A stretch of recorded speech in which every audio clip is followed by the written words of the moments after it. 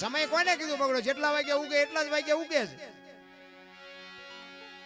અત્યારે આ મકાન છે, એવા મકાન આપણા ગરડા ભાડ્યા હતા.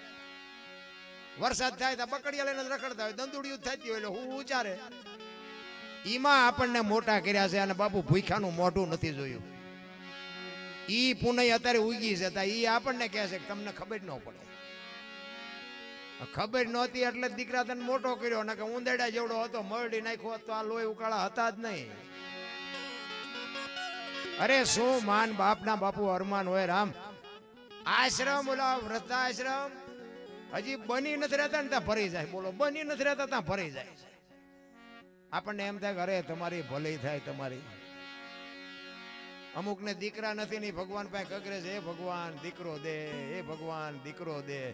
અને છે અમુક અમુક ની પાસે છે ને, ઈ એમ કે આના કરતા હે ભગવાન નો દીધો હોત તો સારું હતું. હવે આમાં દીકરા લીધે ફાયદો છે કે ન હોય તો ફાયદો છે, ઈ નથી સમજાતું.